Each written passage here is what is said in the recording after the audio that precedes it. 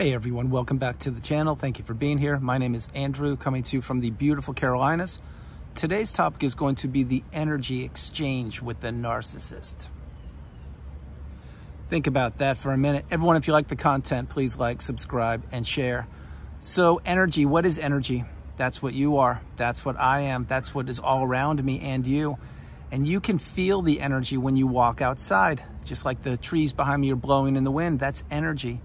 Now, the narcissists themselves, they are made of energy. They are made of a dark energy force or a dark energy source. And their energy infiltrated your life for a period of time. What the narcissist did is they insidiously crept into your life. They disrupted your energy.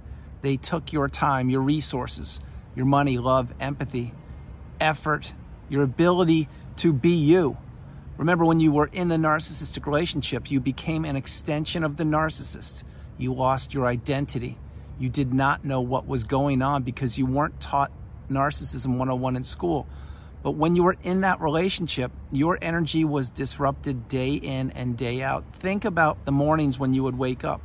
Let's say that you were living with the narcissist. Well, was the narcissist already awake, and did they already have done their 500 calisthenics and jumping jacks and texted 500 people and done so many things before you woke up? Probably, because the narcissist was in competition with you back then.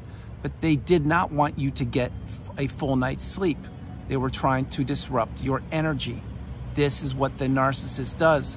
This is what they are doing right now, wherever they are on the planet. This is what they did before they met you, and this is certainly what they will be doing in the future. But disruption of your sleep patterns is another one. Think about the vivid or long dreams that you would have when you were with the narcissist, but specifically when you were out of the relationship, post-narcissistic relationship.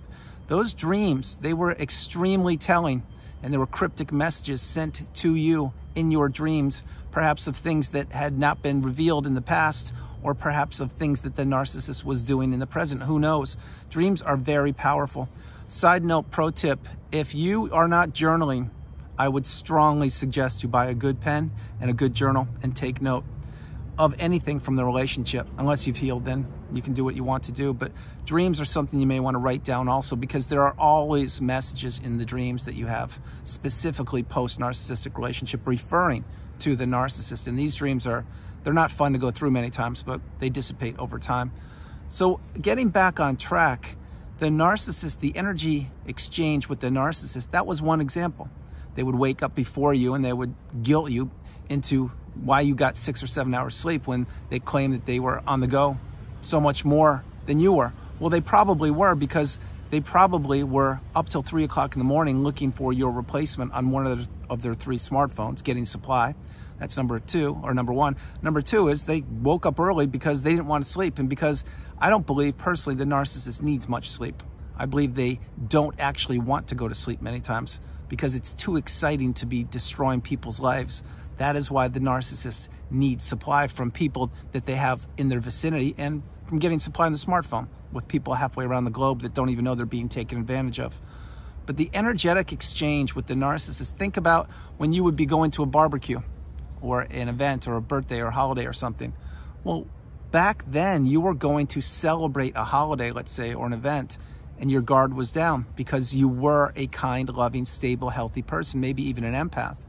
But over and over and over again, these functions or these get-togethers or birthdays or holidays, they were disrupted. And there was one common denominator, and it wasn't you, it was the narcissist. Because before you met the narcissist, you probably had some of the best holidays and birthdays and vacations you had ever experienced. Well, you meet the narcissist and they want to disrupt your time or your experience. And that's what they do over and over again until something breaks, which is what the narcissist was always trying to do when you were in that relationship with them. And that's what they're doing right now with whomever they are in relationships with. They're trying to break those relationships. They're trying to push those relationships to the limit. And they're seeing if the person, which at one point was you, how much they will tolerate. Will they continue to give to a fault? Will they continue to stay stuck in the devaluation stage? Will they break free and put up a boundary and say, no, I will not tolerate this any longer. I don't need to be in this relationship with you. We don't know. But what we do know is, my hope is you're out of the narcissistic relationship, or you are developing and creating an exit plan to remove yourself from the toxicity of not only the narcissist directly, but maybe even their own immediate family members. maybe extended family members, or their social circle, the friends that you never spent time with because maybe you weren't introduced to them, or they didn't show up much of a liking for you because the smear campaign was well underway. But the energetic exchange with the narcissist, it continued on in that relationship. Think about when you would be going to a vacation, like I mentioned a little bit ago. You're excited about going on the trip. Well, you get there and you find out that because you have the best hotel room in the whole building, it's still not good enough because the AC doesn't go quite as low as the narcissist wants, or their filet mignon is cooked a little bit too much, or undercooked a little bit too much, or there's only 3 ice cubes in their glass when there should be 2. No more, no less. But all these things you were being blamed for. And every time you would be with the narcissist, you would be holding your breath, waiting for the other shoe to drop, because you were walking around on eggshells, including on vacations. You were becoming slowly their grooming person, their errand person. You were the walking apology. You were the unpaid helper. You were their servant. You were their pawn. You were their puppet. And you didn't know what was happening back then. But what you did know is if you did 99 things correctly on the 100 to-do list, and you did one thing incorrectly, all 99 things that you did correctly would be thrown out the window, and all the focus would be on the one thing that you didn't do, and you would be blamed for that. So the next time you got an endless to-do list of another 100 chores, you would double check it twice, 3 times to make sure you did everything properly, so you didn't get the punishment for not doing one task completely correct. Now that sounds like a little militant, it sounds like a little serious, but it's true. This is what the narcissist does. It's what they do. They expect you to drop whatever you're doing and to do everything for them when they want you to do it and how they want you to do it. And of course, your money is in a whole different ballgame. What does the narcissist love more than money? They love your money more than money, because they get to spend your money and watch you go to the poorhouse as they're squirreling away your money, or the money that they have for themselves. And I do mean themselves. You see, in the narcissistic relationship, there is no such thing as the word we, W-E. It doesn't exist. You know that now, or you're learning that now. The word I exists, and I'm not referring to you. I'm referring to the narcissist. That is why so frequently you would hear the narcissist say things like this when you're in the relationship. In a couple of years, I'm going to San Diego, or I'm going to the Bahamas, or I'm going to Italy, or I'm going to France, etc. And you would be scratching your head saying, why are you saying I? We're married, we're together. Isn't there a we here? No, there wasn't a we. You may have had that ring on your finger, and you may have thought that your vows meant something to the narcissist, but they didn't. The vows that the narcissist took were all a smoke show. It was all meant to give them supply and to have you fall deeper into the narcissistic fog, believing that that person, i.e. the narcissist, would maintain their vows, but they don't. They won't, they can't, and they never will. The narcissist looks at the wedding as a license to abuse. That's exactly what they do, and it gives them a front so they can triangulate people a little bit easier. They can dangle the wedding ring to a new supply and say, yeah, I'm married, but you know, maybe we could do something here. But my husband or wife, A, B, and C. And so now the person who they're trying to triangulate you with, or maybe they're looking to groom a new source of supply, they say, wait, this person, they're amazing. They're the best person since sliced bread, but they're married. I can look past that. Because why? Because that person, number one, is a cheater. But number two, they're probably so deep in the fog and they are entranced by the zombie-like, trance-like state of the narcissist that they'll do anything. And so that's what the narcissist does. But what happens when your marriage dissolves or blows up or implodes because the narcissist was always trying to blow it up? Well, no longer are you married. And now this new supply, maybe they married the narcissist, who knows? And they think they just struck gold. That's not what happened. They're now in it deep. They are where you once were. And they believe that because the narcissist removed themselves from the marriage with you, that they're committed to the new supply. Well, that's just smoke and mirrors. There is no commitment in the narcissistic relationships by the narcissist. There is definitely a commitment by you, and there certainly was one by me, and there will be one by the new supply, but the new supply is not getting anything better than you had. So if you think the new supply is living their best life, you need to think again. It's all a smoke show. There is no core, no substance to the narcissist. What they do is they look for new shiny objects, new opportunities, new people who do not know about the narcissistic abusive cycle, and they get those people to fall in love with them or enter relationships with them, and then once they know they have them where they want them, boom, the devaluation begins and the extraction of resources takes place, and the energetic exchange from the narcissist with that person gets ramped up. And so that's what I'm mentioning, the energetic exchange between you and the narcissist. Think about when you were in the relationship again with them. You would be having a great day. Maybe it was the weekend and you were doing what you wanted to do once out of 52 weeks in the year. Or maybe it was one day when you came home after work and the narcissist was away, wink, wink, on a seminar or learning some new skill set. So you had a couple days to yourself. Well, what would happen? It's not as easy as just, oh, okay, well, they're not around. I'm going to have a great day. No, but you would recognize that your energy was returning when the narcissist was gone. But they would be texting you at these times. Where are you? What are you doing? Did you go grocery shopping? Did you pay the bills? What about the dog? Did you take care of the laundry? What are you having for dinner? They need to know everything about you.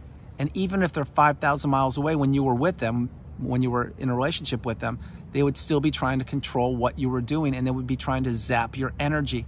Think about a very simple phone call way back when with the narcissist. Maybe the narcissist would call you and they would say, hey, I can't get home tonight. I'm staying at my friend's house because it's getting late and I don't think it's a good idea for me to drive another hour to get home. And you would be saying, well, the road, it's not that big of a deal. You've driven that road so many times. What's the problem? And then they would, because you would say that to them or something like that to them, they would perhaps not be in a good mood. And they would say, wait, what are you talking about? What's the problem? Can't you spend one night without me? You're so insecure. I can't get it. And then they would double down. And then you'd hear giggling in the background. And it would be a person of the same sex as you. And you would be scratching your head saying, was that a voice I just heard? And they would be like, what? I can't hear you. Bad connection. I'll see you tomorrow. Bye. Click. Or not even bye. Usually it'd be a click, which is another thing. How many times were you hung up on by the narcissist? Probably dozens or hundreds or thousands. And yes, I do mean those numbers, because the narcissist doesn't respect anybody, and they use the phone as a tool, as a weapon. And many times they will just hang up on people when the person isn't giving the narcissist what they want, or because the narcissist can do it because they know that person's stuck in a trauma bond and the narcissistic fog. But these are all examples of how your energy was getting zapped, and it was topping up the energy levels of the narcissist. So bear in mind, you are the positive energy force or source, whatever you want to call it. You're the beautiful, bright, shining light that I speak about on the channel. The narcissist is the dark energy source. It's kind of like a yin to a yang, if you will. The thing is back then, if we knew that we were going to enter a relationship with a dark energy force or source, we would not have entered that relationship. But we weren't taught this in school, and the narcissist didn't give us a 2-page report, so we didn't know what we were up against. But our empathy, our love, our ability to do the best we can for other people and to help people is what the narcissist saw in us. And they wanted to take that from us, and they wanted to take so many other things from us. And they wanted to exchange what they could take from us with all of their toxicity, with all of their gaslighting, all of the triangulation, using the smear campaign, verbal abuse, mental abuse, emotional abuse, physical abuse, financial abuse. You see, the narcissist, there's nothing to them but toxicity. And the weight of that relationship was on your shoulders the whole time. You knew something was wrong. You knew something was off. Maybe even before you got married, you sensed that something wasn't quite right.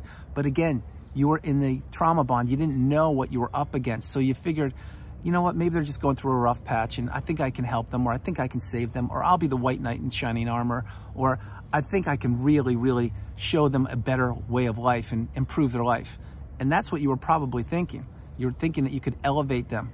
Well, what you didn't know is that they knew that you were trying to do that because you probably told them that, and you probably overshared information.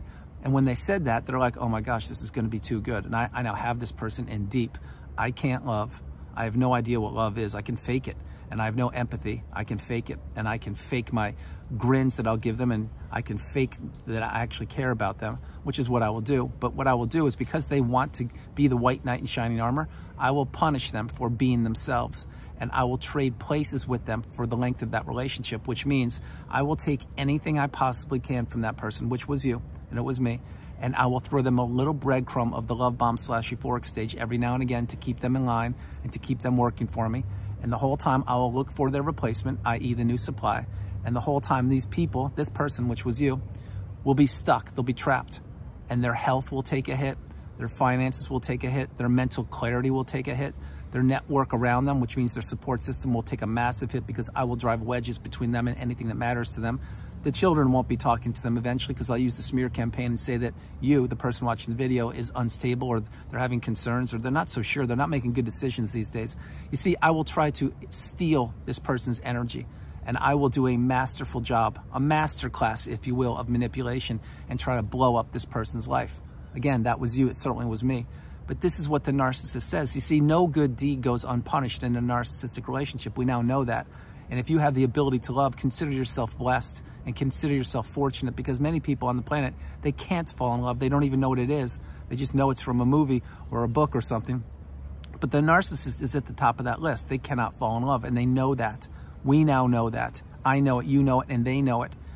And the energetic exchange with the narcissist, it is completely real. Think about this, post-narcissistic relationship, when you're getting ready to block the narcissist, but you hadn't done it yet. Let's say it was on your phone or an app where you would text.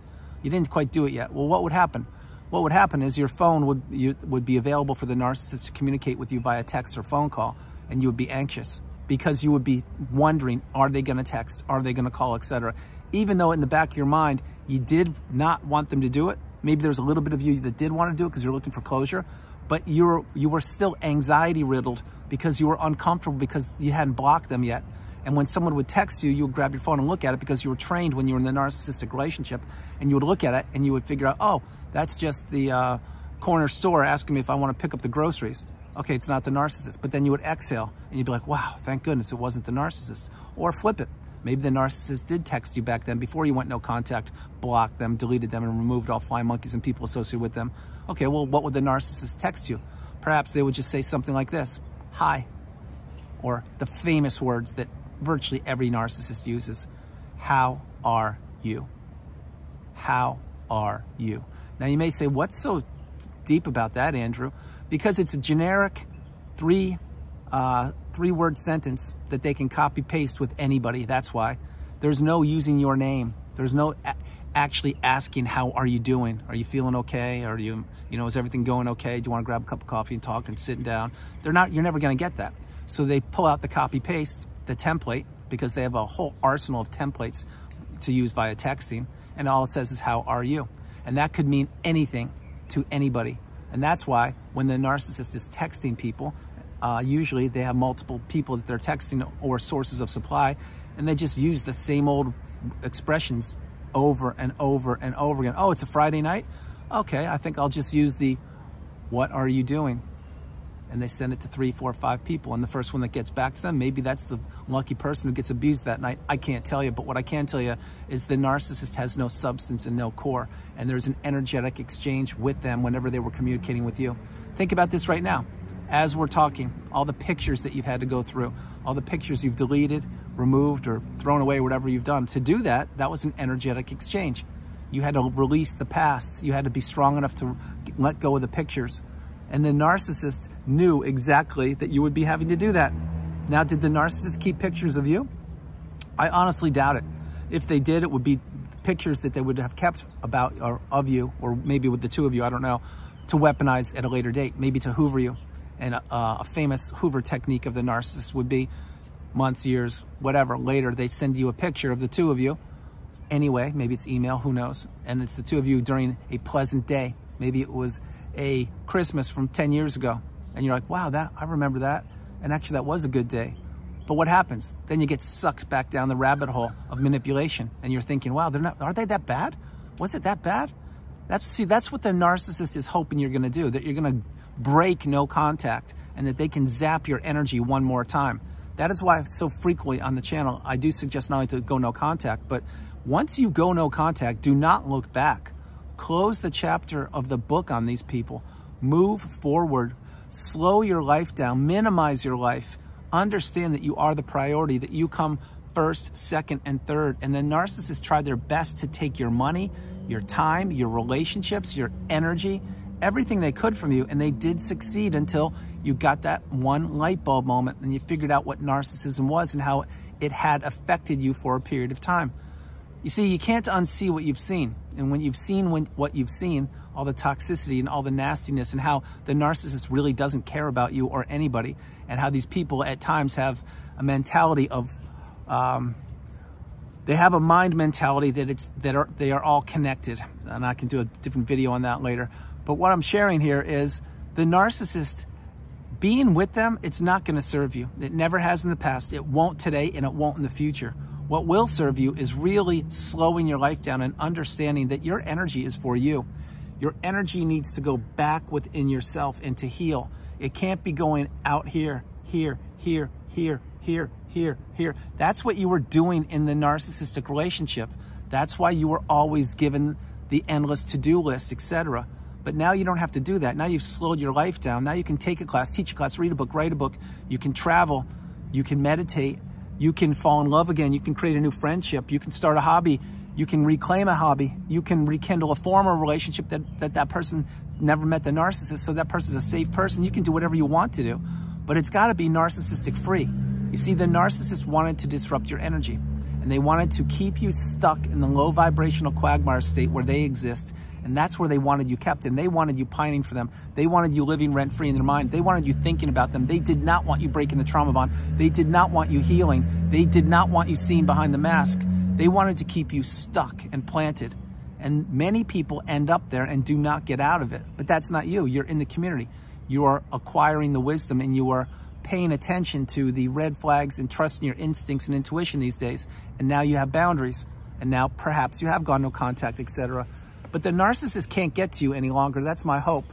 And my hope is you've taken the lifelong learning lessons from the past and applied them to present day. And you're not thinking about the future. You're living in the present moment, the here and the now. That's where the abundance happens. That's where the doors of abundance open up for you. That's where new things will happen, and they will be positive things for you. Not for the narcissist and not for anybody else. I'm referring to you. So really get the message. This is your time now. Take advantage of it. Really slow down and heal, and understand that the narcissist, if you haven't blocked them, you should. But number two is, what they're trying to do is keep you trapped and keep you stuck. And they want to take anything they possibly can from you because they know you're an empath. They know you're a kind, loving person. They know you're healthy and stable. And they know that you've given them opportunities and chances in the past, but you no longer will do that because these chances in the past that you've given them, they don't serve you any longer. They haven't. You've reached the threshold. You've reached the breaking point. This is your time now. This is your life, and it needs to be lived and enjoyed by you and with whomever you want to enjoy it with, as long as that person is not a toxic individual. So everyone, that's the video. I hope you liked it. I loved doing it from the beautiful Carolinas. This is Andrew. Namaste. Have a great afternoon, evening, or morning, no matter where you are on the planet. You are not alone. Remember that. You are not alone. I love you all. God bless you, and I will talk to you tomorrow. The energetic exchange with the narcissist, it is completely real. It is more real today than it was yesterday. And it gets more and more real as the days go by, because there is no such thing as a coincidence on the planet, I will tell you that. And post-narcissistic relationship, many people that I'm having one-on-one sessions with are understanding that they need to get away from the narcissist as soon as they possibly can, because a lot of strange things can and have taken place when you were in the relationship, but they can and will take place even if you haven't blocked them. So the path is to go no contact and block these people. I cannot say that enough. And have your energy return back to you. Do not let the narcissist zap or take any more of your energy. I love you all. God bless you. And I will talk to you tomorrow. All right. Bye, everybody.